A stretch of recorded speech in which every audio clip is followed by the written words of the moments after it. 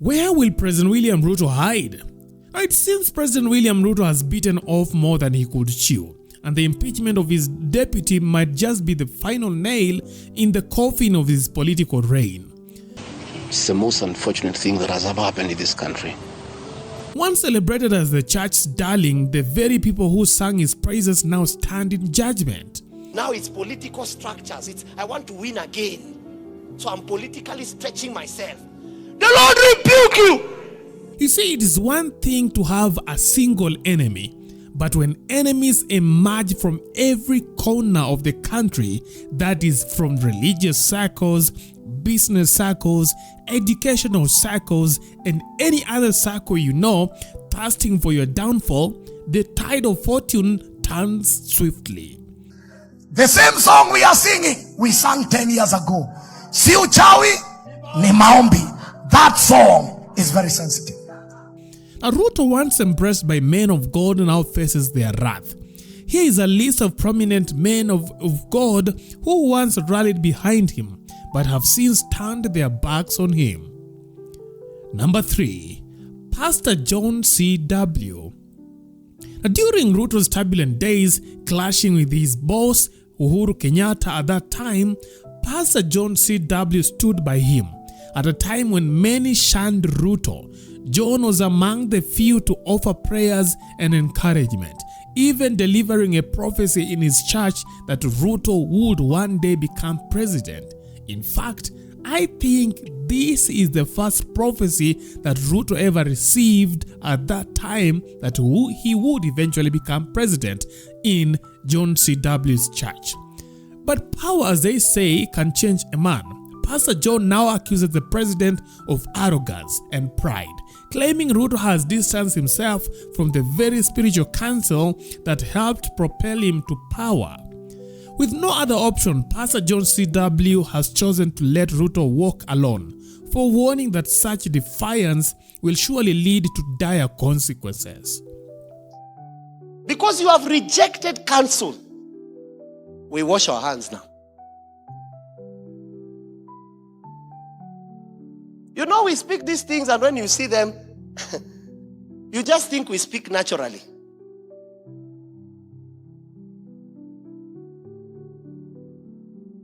You saw there was an uproar, and layers of young people came out, and you did not ask yourself why they calmed down and they couldn't. Because you have rejected counsel. You're on your own now. How do you forget God gave you a nation, and now instead of going to God for an answer, you introduce other, I speak in parables to you. Jehovah will have his day. My people, fear the Lord. I beg you by the mercies of God. Fear the Lord while you can. He has a way of balancing men. He brings men to the threshing floor. He trades men. And if you reject, he waits for you.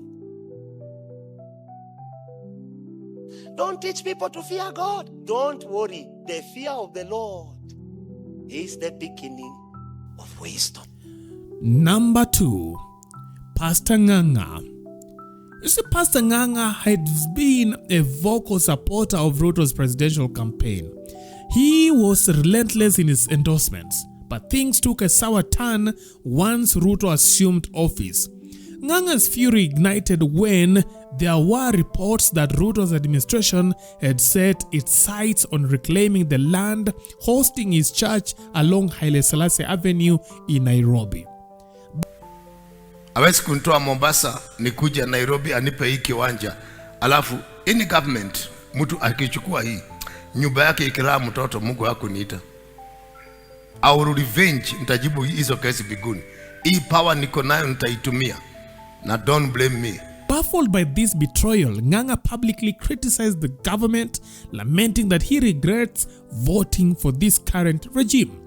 In a scathing rebuke, he even declared that Kenya would have been better off under Uhuru's rule, who was a drunkard at that time, than under the current regime, which is headed by a supposed Christian.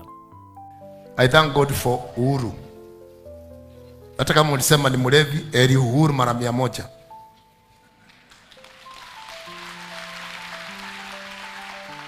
Nasema heri Uhuru mara 100. Take me where you want to take me. Kiwanja hii ilipoanza kuchukuliwa, Uhuru aliposikia alipiga simu moja tu. Kiwanja ile ya Jesus ile iko pale inaitwa nini? Ile Sonko alipigia rais simu. Jesus what? Hapo panali nyuma.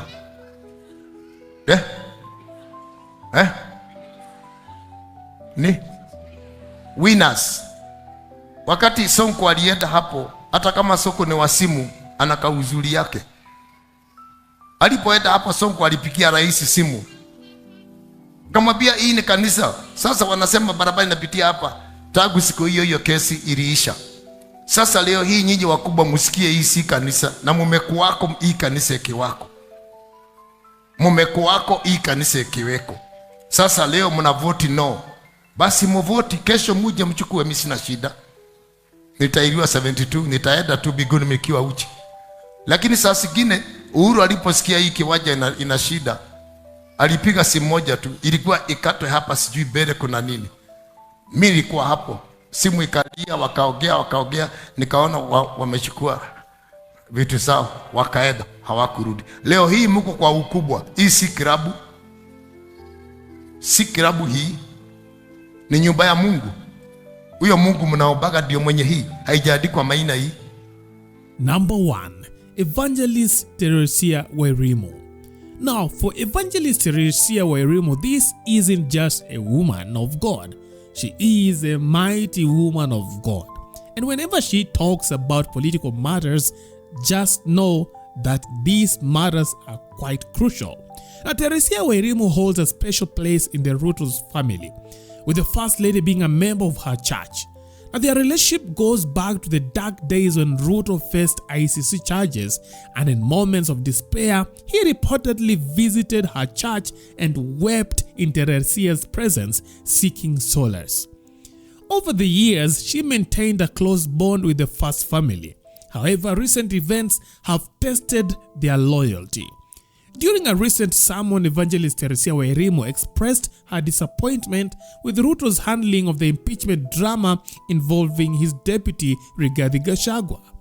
Her message was chilling, warning that some government officials would soon be swept from power and they will go home. So you can fix what you can't fix. Ili uweze kutengeneza kile ambacho huwezi kutengeneza. As a voter, I'm embarrassed. Kama mpiga kura ninaaibika sana. And the next election you must convince me. Na katika uchaguzi ujao lazima unipatie sababu. Yes. We are sick and tired of having noise. Tumechoshwa na kelele. We want performers. Tunataka watenda we want kazi. Workers. Tunataka watenda kazi. Don't arm yourself like you are going for war. Usivae silaha kama arm unaenda yourself vitani. to serve the nation of Kenya and the people who voted for you. Za kufanyia kazi wa Kenya na watu waliokuchagua. We're going to do another prayer. Come here, Minister Herbert. Tutafanya ombi lingine. Come on, let's arm ourselves. Somebody must go home again. People must start to go home. Home is where we want you, in your village.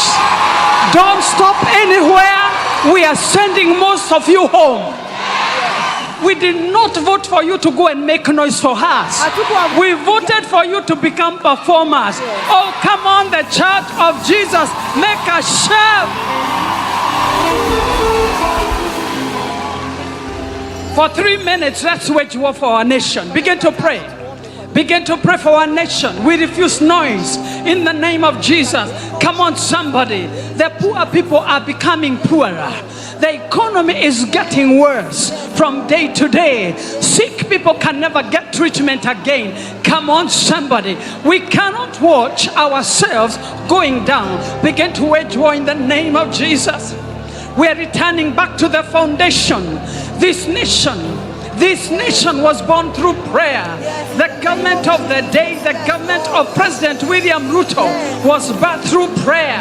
But today we are in chaos. In the name of Jesus, begin to wage war. This is not what we wanted. This is not what we voted. We did not vote so we can be fighting. Come on, somebody, begin to speak. You will fear the Lord. You will fear him. I guarantee you will fear the Lord. Of a truth I tell you. Now you can imagine, with such spiritual forces now arrayed against him, coupled with the collective prayers of angry Kenyans, one has to wonder, can President William Ruto survive this storm? His enemies are no longer just political opponents. They now include those who once knelt in prayers by his side. And when prayers turn into prophecies of doom, even the mightiest leaders find themselves standing on shaky ground. In the name of Jesus, approach the evil. It does not matter who is corrupt. It does not matter who is exercising evil. We approach them from their seats. We send them home in the name of Jesus.